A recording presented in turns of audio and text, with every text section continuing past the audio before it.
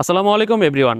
আজ সকালে আমি জানিয়েছিলাম যে ফরচুন বরিশাল দলে মোহাম্মদ নাবি এবং সিলেট স্ট্রাইকার্স দলে সামিউল্লাহ শেনওয়ারি এই দুই আফগান ক্রিকেটার তাদের দলের সাথে এসে যোগ দিয়েছে।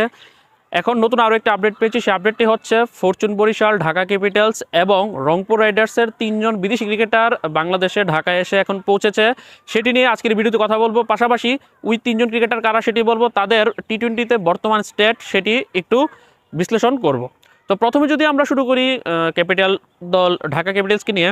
ঢাকা ক্যাপিটালস তাদের প্রথম বিদেশি ক্রিকেটার হিসেবে তারা পাচ্ছে, মানে দেশে বাংলাদেশে এসে পৌঁছেছে সাউথ আফ্রিকান বর্ন, ইংল্যান্ডের top order wicket keeper batsman 30 বছর বয়সী স্টিফেন স্কেনাজাই এখন পর্যন্ত তার ইন্টারন্যাশনাল ডেবিউ হয়নি ইংল্যান্ডের হয়ে। সে 88টি ফার্স্ট ক্লাস ম্যাচ, 30টি লিস্টে 50 ওভারের ম্যাচ এবং 110টি টি-20 ম্যাচ খেলেছে।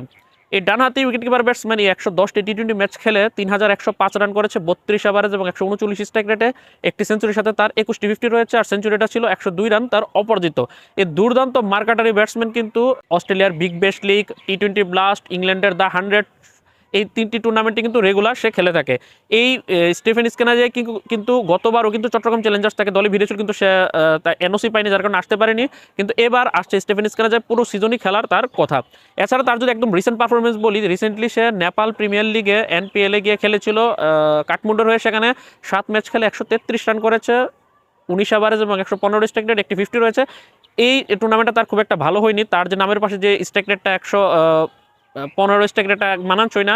সে সবসময় মার্কাটারি ব্যাটসম্যান হিসেবে পরিচিত, তাই একটা টুর্নামেন্টে কীরকম গেল সেটি আসলে ম্যাটার করে না। পুরো তার কেরিয়ার জুড়ে কিন্তু তার স্ট্রাইক রেট অনেক ভালো। এমনকি তার যে 30টিতে লিস্টে ক্রিকেট রয়েছে, অর্থাৎ 50 ওভারের যে ডোমেস্টিক ওয়ানডে টুর্নামেন্টগুলো হয়, সেখানে কিন্তু তার স্ট্রাইক রেট একজন ওয়ানডে ক্রিকেটার হিসেবে 103-এর উপরে। তার মানে সে দুর্দান্ত একটা মার্কাটারি একটা ব্যাটসম্যান। এই ঢাকা ক্যাপিটালসের ওপেনার হিসাবে এবং উইকেট কিপার ব্যাটসম্যান হিসাবে তাকে দলে ভেড়ানো হয়েছে। এখন আসন্ন বিপিএলে যদি জনসন চার্লস আছে, সেক্ষেত্রে লিটন দাস এবং চার্লস ওপেন করবে, স্টিফেন স্কেনাজাই 3-এ নামবে। আর যদি জনসন চার্লস না আসে, আসার তো কথা, আর যদি আসেও সেক্ষেত্রেও তারা চাইলে, মানে লিটন তো ওপেন করবে কনফার্ম, লিটনের সাথে চার্লস বা এই স্টিফেন স্কেনাজাই যে কোনো দুইজন, যে কোনো একজন ওপেন করবে। এই তিনজন ক্রিকেটার কিন্তু মজার চলে একটা জিনিস বলতে হয়, তিনজন উইকেট কিপার যা কিছু খুশি তাকে উইকেট কিপার করানো হতে পারে, তবে লিটন দাস উইকেট কিপিং করবে এটাই মোটামুটি বোঝা যাচ্ছে। এমনকি লিটন দাস অধিনায়কত্ব করারও কথা রয়েছে, এখন পর্যন্ত ঢাকা ক্যাপিটালস সেটি ঘোষণা দেয়নি। তারপর আমরা যদি চলে যাই ফরচুন বরিশালের দিকে। ফরচুন বরিশালের আগে জানিয়েছিলাম যে মোহাম্মদ নাবি বাংলাদেশে পৌঁছেছে, আজকে প্র্যাকটিস সেশনে যোগ দিয়েছে ফরচুন বরিশাল টিমের সাথে। ফরচুন বরিশালের এখন দ্বিতীয় ক্রিকেটার হিসেবে পাকিস্তানি 30 বছর বয়সী বাঁহাতি ব্যাটসম্যান এবং ডানহাতি পেস বোলার, মানে পেস অলরাউন্ডার ফাহিম আশরাফ বাংলাদেশে এসে পৌঁছেছে। ফাহিম আশরাফ কিন্তু গত 2024 বিপিএল খুলনা টাইগার্সের হয়ে খেলেছিল, এর আগে 2020 বিপিএলে সে খেলেছিল। এই ফাহিম আশরাফ এখন পর্যন্ত তার পাকিস্তান জাতীয় দলের হয়ে 17টি টেস্ট, 34টি ওডিআই এবং 48টি টি-20 ইন্টারন্যাশনাল ম্যাচ খেলার অভিজ্ঞতা রয়েছে। আর তার যদি ডোমেস্টিক টি-20 ক্যারিয়ার বলি, এখন পর্যন্ত স্বীকৃত টি-20 ক্রিকেটে সে 198টি ম্যাচ খেলেছে, যেখানে 144 ইনিংসে ব্যাট করে 1763 রান করেছে, 17 এভারেজ এবং 139 স্ট্রাইক রেটে, 5টি 50 আছে তার নামের পাশে। আর তার বোলিংয়ে যেহেতু সে একজন জেনুইন পেসার, ডানাতি পেসার, বাহাতি ব্যাটসম্যান ডানাতি পেসার, সে 183টি ইনিংসে বল করে 193 ইনিংসে বল করে 183টি উইকেট শিকার করেছে 8.88 মিনিটে। এরকম একজন জেনুইন অলরাউন্ডারকে তো যে কোনো দলই তাদের দলে চাইবে। ফাহিম আশরাফ যদি ফরচুন বরিশালের একাদশে থাকে, তাকে ওই 7 নম্বর পজিশনে তাকে খেলানো হবে। যদিও তাদের দলের মধ্যে অনেক ঝামেলা আছে, সেটা হচ্ছে কাইল মায়ার, শাহিন আফ্রিদি এবং মোহাম্মদ নাবি রয়েছে। তিনজন ক্রিকেটার তো অবভিয়াস চয়েস হিসেবে ফার্স্ট 11-এ থাকবে। পাশাপাশি জানদাদ খান, মোহাম্মদ আলী, মোহাম্মদ ইমরান জুনিয়র এবং ফাহিম আশরাফ, 4 জনের মধ্যে একজন একাদশে থাকবে। সেই রেসে ফাহিম আশরাফ এগিয়ে থাকলো। এখন পর্যন্ত 2জন ক্রিকেটার মোহাম্মদ নাবি এবং ফাহিম আশরাফই বাংলাদেশে এসেছে। ভিডিও করতে করতে হয়তো বা আরও 1-2জন বাংলাদেশে আসতে পারে এবং আজকে রাতের মধ্যে শাহিন আফ্রিদিরও আসার কথা রয়েছে। আরেকটি গুরুত্বপূর্ণ বিষয় হচ্ছে যে ফাহিম আশরাফের যদি একদম রিসেন্ট পারফরমেন্স বলি, পাকিস্তান একটি টি-20 কাপ হয়ে গেছে এই ডিসেম্বরেই, চ্যাম্পিয়ন্স টি-20 কাপ নামে। সেখানে সে ডলফিন্স নামক একটি দলের হয়ে খেলেছে। সেখানে 7 ম্যাচ খেলে 127 রান করেছে, 18 ওভারেজ এবং 125 স্ট্রাইক রেটে। আর পাশাপাশি পেস বোলিংয়ে সে 6টি উইকেট শিকার করেছে 7.76 মিনিটে। বলা যায় যে একদম রিসেন্টলিও কিন্তু পারফর্ম করছে। 18 ওভারেজ কম মনে হতে পারে, 125 স্ট্রাইক রেট মোটামুটি চলনসই লোয়ার মিডল অর্ডার ব্যাটসম্যান হিসেবে, পাশাপাশি 6টি উইকেট শিকার করছে। একজন অলরাউন্ডার তো দুই দিক দিয়েই পারফর্ম করেই যাচ্ছে।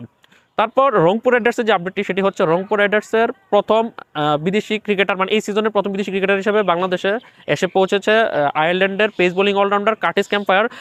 25 বছর বয়সী ডানাতি ব্যাটসম্যান, ডানাতি মিডিয়াম পেসার কার্টিস ক্যাম্পফায়ার আয়ারল্যান্ডের হয়ে এখন পর্যন্ত 6টি টেস্ট ম্যাচ, 40টি ওডিআই এবং 58টি টি-20 ইন্টারন্যাশনাল ম্যাচ খেলেছে।